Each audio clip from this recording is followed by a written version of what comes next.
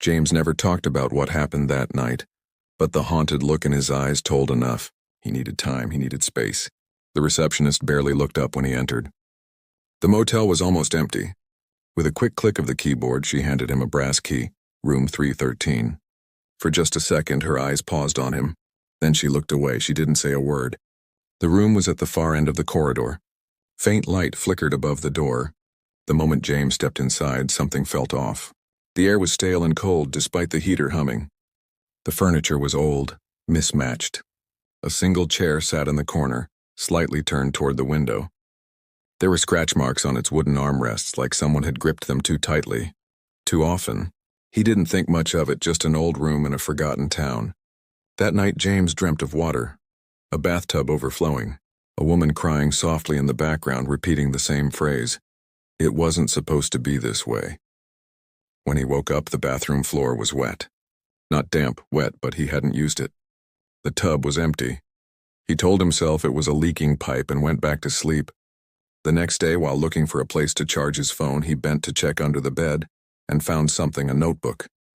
Leather-bound, worn and cracked with age. He opened it, and the first line hit him like a brick. If you found this, leave the room. No, but he didn't leave. He turned the page. The entries were dated just a year earlier. The writer's name was Daniel, a traveler who had stayed in room 313. Daniel wrote about things James hadn't dared say aloud. Shadows moving across the wall when no one was there.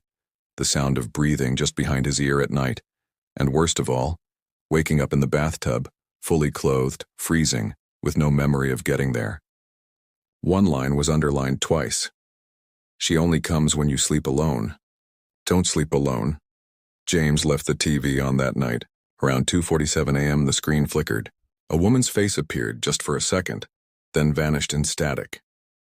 Then the whispering began. It came from the bathroom. He opened the door slowly. On the glass, written by a finger, was one word. James. His chest tightened. No one knew he was here. Not his friends, not his family. He packed his bags. Enough was enough. But when he got to the front desk, it was empty. The lobby lights were off. The entrance doors were locked. The parking lot was dark. He knocked on several other room doors. No answer. On the desk was an old photograph, black and white, curling at the edges. A woman sitting in the corner chair, gazing directly at the camera. It was the same chair in the room. On the back of the photo, in faint pencil, it read, "Don't let her sit again." Suddenly, everything began to connect. James remembered the fire. He remembered that night. He remembered his brother's girlfriend, Rachel. She had been upstairs screaming, trapped behind a bathroom door. James had locked it. He told himself there was nothing he could do. But deep down, he knew he had left her. Now she was here. That night, the door to the bathroom slammed shut on its own. The tub began to fill on its own. James heard humming. A melody he hadn't heard in years. Rachel's melody. The lights flickered and died. Total darkness. He felt her before he saw her. A coldness in the room. A shift in the air.